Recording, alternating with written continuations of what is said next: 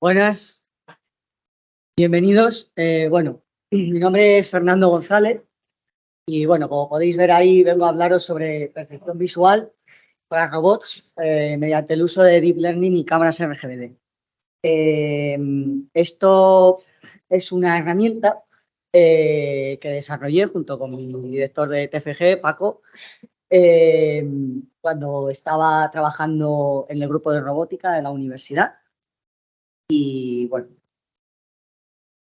este es un poco el esquema que vamos a seguir. Hay una breve introducción, luego hablaré algo más en detalle de aspectos software y de arquitectura de Darknet ROS 3D, que ahora os hablaré sobre ello.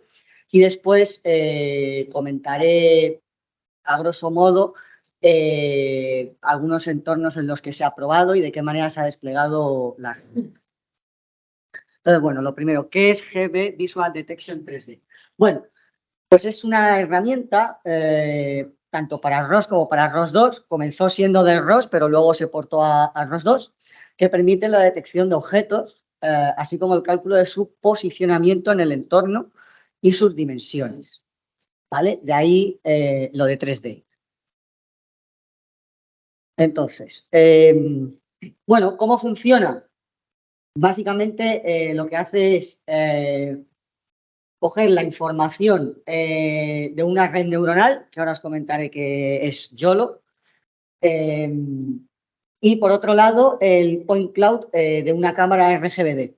Entonces, las dos cosas, la unión de ambas informaciones genera lo que llamamos bounding boxes tridimensionales. Como podéis ver en la imagen superior, tenemos los típicos bounding boxes de una red neuronal con coordenadas X, Y.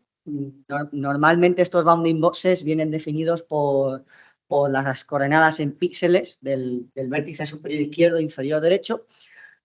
Por tanto, en ningún caso tienes información de profundidad y dimensiones tridimensionales. Entonces, esa es la carencia que suplimos con la información del point cloud para generar esos bounding boxes tridimensionales que más adelante veréis qué clase de información contiene. Entonces, bueno, comencé diciendo algo que no es del todo cierto. Dije que GB Visual Detection 3D es una herramienta y, en efecto, empezó siendo una herramienta. Lo que ocurre es que al final derivó en dos herramientas, puesto que comenzó siendo implementado utilizando Darknet ROS, que es un paquete de ROS que básicamente ofrece una cobertura de YOLO para la infraestructura de ROS. Y posteriormente se implementó una herramienta similar, pero utilizando la red neuronal de YOLACT. Bueno, no tenemos tiempo para comentar en detalle las diferencias, pero sí he puesto esa tabla, bueno, un poco comparando ambas implementaciones, ¿vale? Darknet ROS en principio tiene un entrenamiento más sencillo porque YOLACT, aparte de ofrecer detección, ofrece segmentación y esto implica un etiquetado poligonal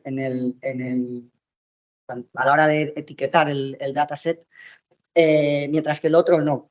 Las ventajas es que tiene una mayor precisión para el cálculo de los bounding boxes tridimensionales y también es cierto que YOLACT consume más recursos. Por tanto, para su ejecución en entornos embebidos, pues digamos que es más crítico.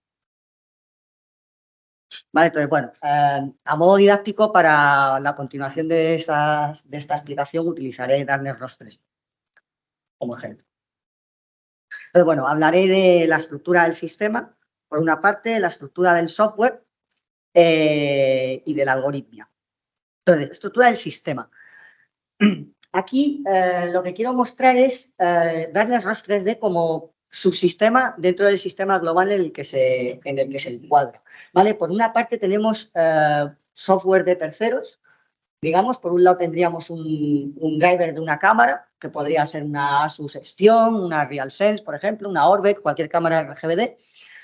Y luego, por otra parte, tenemos Darknet ROS. Entonces, Darknet ROS se suscribe al topic que genera el driver de la cámara, ¿vale? A la imagen RGB. Bueno, realiza su procesamiento y publica sus bounding boxes, ¿vale? Esto es lo que nos ofrece Darknet-ROS. Tiene sus propios tipos de mensajes donde ya se ofrece información de la etiqueta de cada objeto y sus coordenadas en píxeles. Entonces, Darknet-ROS 3D toma como entrada, por una parte, una de las salidas de driver de la cámara, que no es el topic de la imagen RGB, sino que es el point cloud.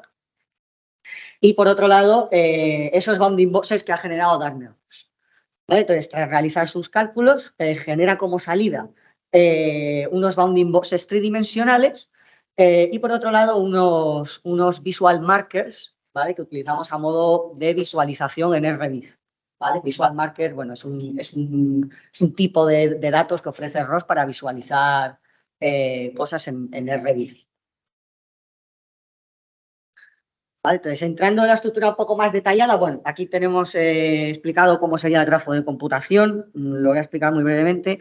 Tenemos el driver de la cámara, esto es un ejemplo, no tiene por qué ser dos nodos diferenciados, simplemente es un ejemplo. Tendríamos el driver de la cámara que publica Sensor Message Image, al cual se suscribe el nodo de Darknet-ROS, que publica sus bounding boxes. Por otra parte, tenemos el point cloud, al que se suscribe Darknet-ROS 3D, y junto con los bounding boxes genera los topics de salida.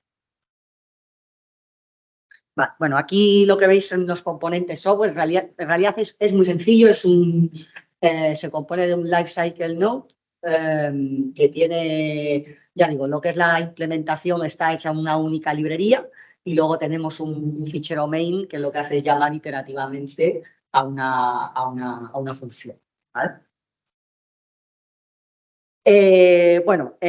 Más sobre la estructura del software. Hemos hablado de los componentes, la configuración. Este paquete ROS, bueno, tiene una serie de parámetros de configuración. El topic de Darknet, el topic de salida que donde va a publicar Darknet 3D, el topic de la cámara donde publica el point cloud. El working frame es muy importante porque es la transformada que vamos a utilizar como eje de referencias para calcular las coordenadas X y Z. El minimum detection threshold es, bueno, esto es un parámetro interno que se utiliza para, digamos, tener un cálculo más o menos preciso del bounding box. Luego, más adelante, si hay tiempo, lo comento más en detalle. Y luego la probabilidad mínima de detección. ¿Vale? Y luego, por supuesto, las clases de interés. Vale. Bueno, en cuanto a la algoritmia, tenemos una parte que es la obtención de los datos de entrada, que, bueno, en definitiva son sendos callbacks, uno para el point cloud y otro para la salida de Darknet-ROS. Se va recibiendo mensajes de manera síncrona. Y luego tenemos la parte del procesamiento de esos datos de entrada. Entonces, básicamente, si las detecciones son muy antiguas, se ignoran. Si no, se evalúa si hay un suscriptor. Esto se hace para no tener carga computacional innecesaria. Si es así, aplicamos la transformada al point cloud, ¿vale? Porque el point cloud puede venir en cualquier TF. Entonces, aplicamos la transformada al working frame, que en este caso sería camera link, por ejemplo. Bueno, puede haber algún error en la aplicación de la transformada, si hubiera algún fallo con TF static, etc. Si todo ha ido bien, entonces calculamos los bounding boxes tridimensionales y publicamos la salida. Entonces, los datos de salida pues tienen esta pinta, ¿vale? Ahí lo que hago, bueno, ahí lo que estáis viendo es la salida de ROS Message, la ROS 1, como veis, en ROS 2 pues igual sería con ROS 2 Interface. Entonces, bueno, tiene la cabecera estándar y luego, por otra parte, un array de bounding boxes donde se publican a cada instante todos los objetos que en ese momento, en ese instante, se han detectado. Cada bounding box contiene una clase, una probabilidad, y luego tenemos un X y un Y mínimos, X máximo, Y máximo y Z mínimo, Z máximo. Básicamente son en las coordenadas X y Z, pues cada uno de los vértices que podemos encontrar. El X mínimo sería el punto más cercano, el X máximo sería el más lejano. ¿Vale? Trabajamos siempre en coordenadas de estrógiras. A ver. Va. Bueno, aquí tenéis un ejemplo de la salida que proporciona YOLO y a la derecha la salida que proporciona Darknet 3D. ¿Vale? Entonces vemos claramente cómo se pasa de un bounding box bidimensional a bounding boxes tridimensionales. Ese cubo amarillo que veis ahí es el visual marker del que antes hablaba, que se publica más que nada a modo de debug y a modo visual. Como veis, hay una persona ahí inexistente detrás que está detectando la red neuronal. Sin embargo, el minimum probability, ese parámetro del que os comenté antes, está ignorando esa persona, que realmente no es una persona. ¿Vale? Bueno, aquí esta imagen difiere un poco de la anterior por el tema de la transformada. Entonces, ahí se ve cómo todas las coordenadas que se están calculando del bounding box tienen como referencia en este caso Camera Link. Este paquete tiene una singularidad y es que se requiere que para el cálculo del bounding box se utilice un eje de referencia. No tiene por qué ser Camera Link, puede ser cualquier otra TF, pero sí que tiene que tener esa pinta. Es decir, siempre tiene que tener la X apuntando hacia el frente, la Z hacia arriba y la Y hacia la izquierda. Porque, bueno, si cambiamos eso, entonces el paquete interpretaría que la X apunta para donde no es y los cálculos serían incorrectos. Por tanto, siempre la TF tiene que tener esa pinta. Si en algún momento queremos los bounding boxes calculados, los queremos mover a otra transformada, el cálculo debería hacerse de manera posterior al cálculo del bounding box. Vale, y luego en cuanto a despliegue y aplicaciones, bueno, pues esta herramienta se ha probado sobre el Turtlebot, se ha probado sobre el Tiago también, se ha utilizado en diversas RoboCups a las que hemos participado con el grupo de robótica de la universidad. Y luego, bueno, esto es un poco la pinta que tendría, digamos, la arquitectura del uso de esta herramienta, ¿vale? Tendríamos el hardware, el driver del robot. El camera driver podría ir dentro del driver, digamos, integrado en el driver del propio robot, o podría ser una cámara externa. Y luego tendríamos Darknet ROS 3D como parte del grafo de computación, conviviendo con el resto de nodos que pudieran eventualmente hacer uso de ese paquete. ¿Vale? Como plataformas de computación, pues bueno, se ha probado, aparte de en equipos portátiles o equipos de escritorio, digamos, de entornos embebidos, pues se ha ejecutado sobre la Jetson Nano y sobre la TX2. La Jetson Nano es cierto que tiene más problemas para ejecutar YOLAC. Y bueno, posibles aplicaciones, pues una sería mapeo semántico. Es decir, una de las cosas que te proporciona este paquete es la localización espacial de objetos.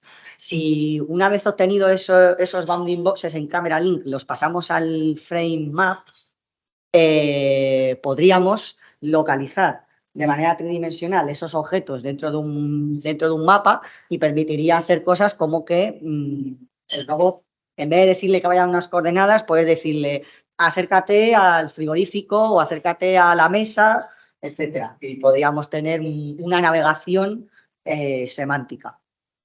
¿Vale? Y otra, por supuesto, es el tracking de objetos y estimación de trayectorias. Esto es algo en lo que estoy trabajando como proyecto a futuro. Aquí se podrían implementar filtros de Kalman, por ejemplo, para estimar trayectorias de objetos en movimiento.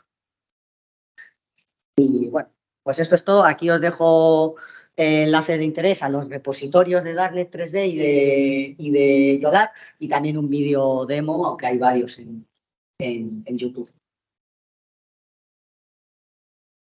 Bueno, muchas gracias.